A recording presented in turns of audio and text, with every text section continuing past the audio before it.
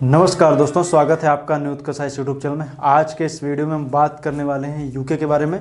बात करेंगे यूके के बारे में। यूके के अंतर्गत हम देखेंगे इंग्लैंड के बारे में, वेल्स, स्कॉटलैंड की बात करेंगे और साथ साथ में हम उत्तरी आयरलैंड की भी हम बात करेंगे और आयरलैंड को भी हम साथ में देख लेंगे, जो भी खासियत है उसके बारे में हम चर्चा करेंगे।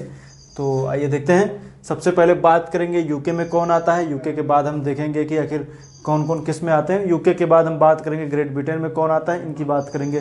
भौगोलिक विशेषताओं में जब हम देखेंगे तो यहाँ पे प्रमुख पर्वत, यहाँ की प्रमुख नदियाँ, इन सब चीज़ों के बारे में बात करेंगे और यहाँ के प्रमुख औद्योगिक क्षेत्रों के बारे में बात करेंगे। तो यूके में कौन कौन आता है।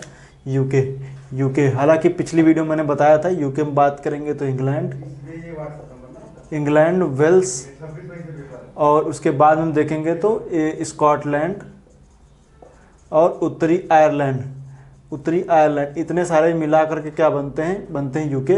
और जब बात होगी ग्रेट ब्रिटेन की तो शुरुआत के 3 जो है वो ग्रेट ब्रिटेन में आते हैं।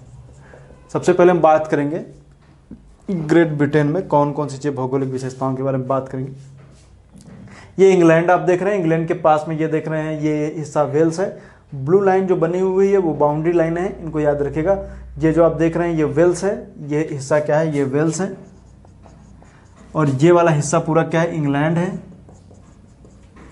ये हिस्सा क्या है, स्कॉटलैंड है। और ये हिस्सा उत्तरी आयरलैंड है। और ये क्या है, ये आयरलैंड है। इतनी सारी। आइए देखते हैं, सबसे पहले इंग्लैंड के बारे में देखते हैं। इंग्लैंड में जब हम देखेंगे तो मुख्य रूप से यहाँ पे हमें प्रमुख पर्वतों की बात करेंगे तो एक ही पर्वत दिखता है, इसका नाम है पेनाइन पर्वत। हालांकि यहाँ पे सिल्टन हिल यहाँ की एक फेमस है और एक क्लीवलैंड हिल, दो यहाँ की प्रमुख यहाँ पर पहाड़ियाँ हैं। क्लीवलैंड हिल और सिल्टन हिल, दो यहाँ पे फेमस पहाड़ियाँ। लेकिन मुख्य रूप से आपको पेनाइन पर्वत जानना है, पेनाइन माउंटेन, जो देखेंगे तो यूके के बीचों बीच में पड़ता है। यूके के बीचों बीच में पड़ता है और यूके कहीं या इंग्लैंड के बिल्कुल बीचों बीच में भी आपको देखने को मिलेगा, यहाँ पे पड़ता है। और सबसे बड़ी बात यह है कि यहाँ से एक नदी निकलती है, इसका नाम है ट्रेंट नदी। ट्रेंट नदी के किनारे पर देखेंगे तो ये पेनाइन पर्वत से निकलने वाली नदी, इसका नाम है ट्रेंट नदी। और इसी के पास में देखेंगे तो दक्षिण में आपको दिखेगा मैनचेस्टर। यहाँ के दक्षिण में कौन सा शहर है, मैनचेस्टर स्थित है। मैनचेस्टर के बाद में देखेंगे तो यहाँ पर दिखेगा लिवरपूल। तो आपको बता दें कि मैनचेस्टर और लिवरपूल, दुनिया की पहली ट्रेन जो चलाई गई थी वो मैनचेस्टर से लिवरपूल के मध्य चलाई गई थी। लिवरपूल, पुल मतलब आप जान ही नहीं कि पुल का मतलब क्या होता है। पुल का मतलब होता है, जैसे हम लोग पढ़ते हैं तालाब वगैरह नहीं पढ़ते, पुल है, उसी तरीके से पुल मतलब कि आप इससे समझ सकते हैं जलयान निर्माण के लिए ये जाना जाता है। तो आप जलयान निर्माण के लिए इसको आप याद रखिएगा।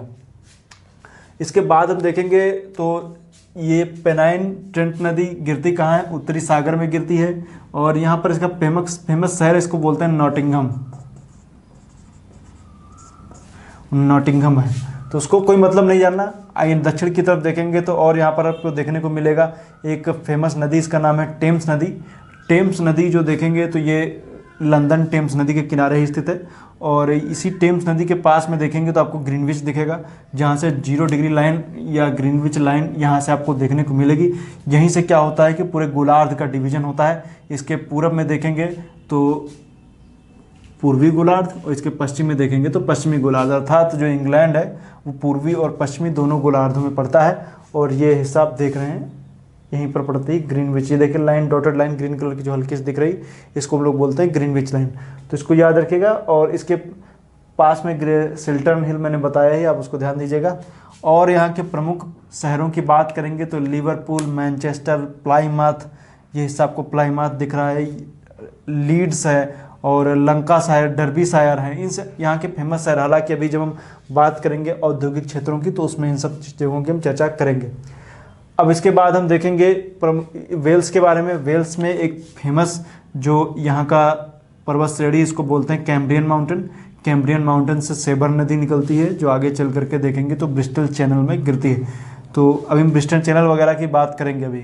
हालांकि मैंने आपको बाउंड्री लाइन नहीं बताई है अभी, बाद में भी हम इसके बाद में चर्चा कर देंगे कि आसपास से कौन कौन सी वाटर बॉडी और बाउंड्री लाइन की भी चर्चा हम करेंगे।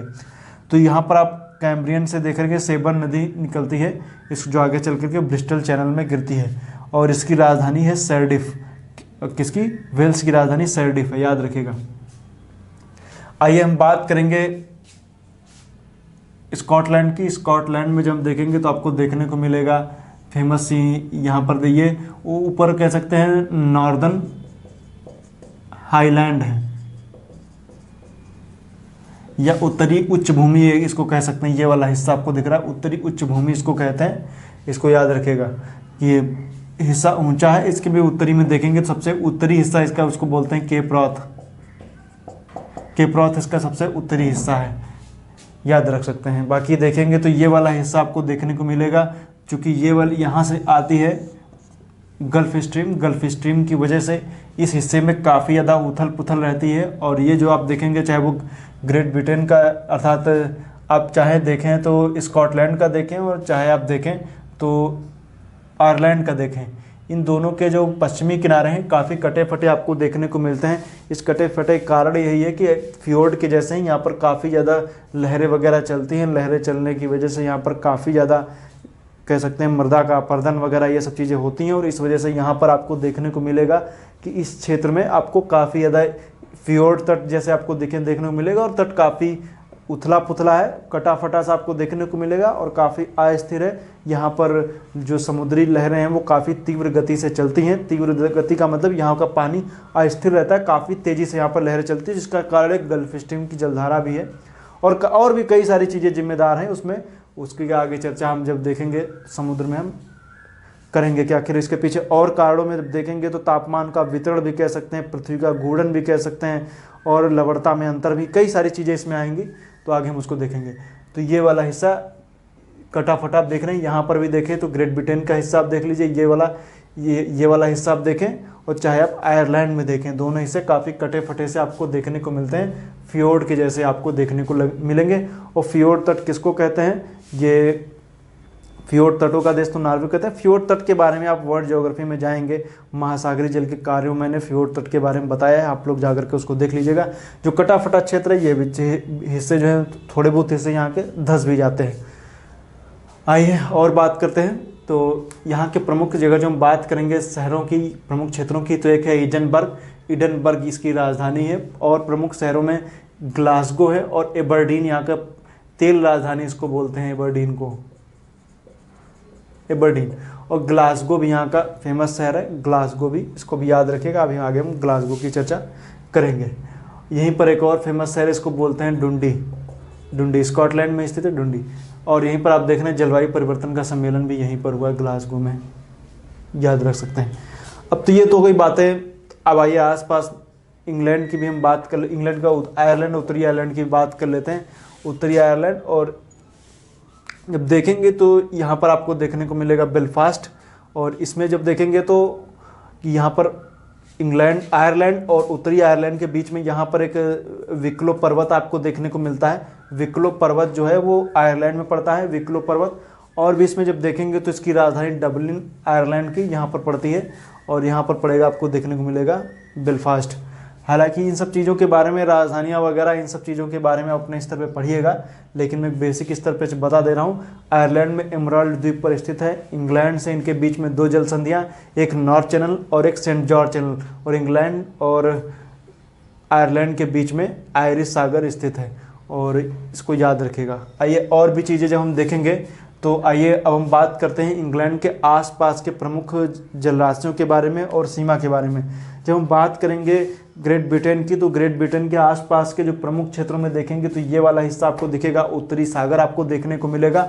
उत्तरी सागर के बाद हम देखेंगे तो इस हिस्से में काफ़ी ज़्यादा आपको उत्तरी सागर का जो क्षेत्र है यहाँ पर तेल के खनिज वगैरह काफ़ी पाए जाते हैं। तो ग्रेट ब्रिटेन के आसपास के क्षेत्रों में तेल के खनन आपको खूब देखने को उत्तरी सागर में आपको देखने को मिलेंगे। उत्तरी सागर जैसे दक्षिण की ओर बढ़ेंगे तो यहाँ पर आपको ग्रेट फिशर बैंक, डांगर बैंक, ऐसे यहाँ पर मछली के उत्पादन वाले जो क्षेत्र हैं वो आपको देखने को मिलेंगे। और इरमिंगर की जलधारा वगैरह भी आपको यहाँ पर देखने को मिलती है, लेकिन उसकी चर्चा यहाँ पर नहीं करेंगे। दक्षिण की ओर बढ़ेंगे तो आपको दिखेगी डोबर जल संधि। डोबर जल संधि जो है वो इंग्लैंड और फ्रांस के बीच में स्थित है, और यहीं पर आप देखेंगे तो आपको इंग्लिश चैनल वह आपको देखने को मिलता है। इंग्लिश चैनल जब आप देखेंगे तो वो भी किसके किसके बीच में है? इंग्लैंड और फ्रांस के बीच में पड़ता है। आसपास के क्षेत्रों में और जब हम देखेंगे तो हमें देखने को मिलेगा, दक्षिण की तरफ बढ़ेंगे तो अटलांटिक महासागर ही है। दूसरे हिस्से पर जाएंगे तो आपको दिखेगी यहाँ पर ब्रिस्टल चैनल। ब्रिस्टल चैनल दरअसल आप देखेंगे तो ये वाला हिस्सा वेल्स और इंग्लैंड, दक्षिण पश्चिमी क्षेत्र या दक्षिण पश्चिमी प्रायद्वीप इसको बोला जाता है, उन दोनों के बीच में पड़ता है ब्रिस्टल चैनल। और ब्रिस्टल चैनल और कुछ ज़्यादा इंपॉर्टेंट नहीं, इतना याद रखिएगा, वेल्स और इंग्लैंड के बीच में ब्रिस्टल चैनल पड़ता है। इसके बाद हम आएंगे तो यहाँ पर दिखेगा सेल्टिक सागर। सेल्टिक सागर के ऊपर देखेंगे तो आपको दिखेगा आयरिश सागर। इन दोनों के बीच में जब देखेंगे तो सेंट जॉर्ज जल संधि आयरिश सागर और सेल्टिक सागर को मिलाती है। प्रश्न सेल्टिक सागर भी आ सकता है या अटलांटिक भी आ सकता है, जैसा प्रश्न आ जाए वैसा आपको टिक करना है। अटलांटिक, दोनों आयरिश सागर आ जाए या सेल्टिक सागर आ जाए। उसके और ऊपर जाएंगे तो नॉर्थ चैनल आपको देखने को मिलता है। तो सेंट जॉर्ज जल संधि और आयरिश सागर इसको याद रखिएगा, और सेल्टिक सागर, इनको सबको याद रखिएगा। आइए और देखेंगे तो ऊपर की तरफ नॉर्थ चैनल मैंने बता ही दिया, इसको भी आप याद रखिएगा, परीक्षा में इससे प्रश्न पूछा जा सकता है। अब और जब हम देखेंगे तो यहाँ के प्रमुख औद्योगिक क्षेत्रों की जब बात करेंगे तो हमें यहाँ पर काफ़ी सारे यहाँ पर औद्योगिक क्षेत्र देखने को मिलते हैं, जिसमें से मैनचेस्टर है, टेक्सटाइल के लिए जाना जाता है। लीड्स जो है वो टेक्सटाइल और इंजीनियरिंग के लिए जाना जाता है। बर्मिंघम ज्वेलरी के लिए जाना जाता है। बेलफास्ट टेक्सटाइल और जलयान के लिए जाना जाता है। ग्लासगो जलयान के लिए जाना जाता है। डुंडी डुंडी कहाँ है, स्कॉटलैंड में स्थित है, जूट के लिए जाना जाता है। और इडनबर्ग जो है वो स्टील के लिए जाना जाता है। नॉटिंघम मेडिसिन के लिए, सैरडिफ स्टील के लिए। सैरडिफ किसके लिए, स्टील के लिए। ये आप देख रहे हैं सैरडिफ आपको दिख रहा है, ब्रिस्टल चैनल के तट पर स्थित सैरडिफ। लंकाशायर, डर्बीशायर दोनों ऊनी वस्त्र उद्योग के लिए जाने जाते हैं, इनको भी आप याद रखिएगा, परीक्षा में इनसे प्रश्न आपको देखने को मिल सकता है।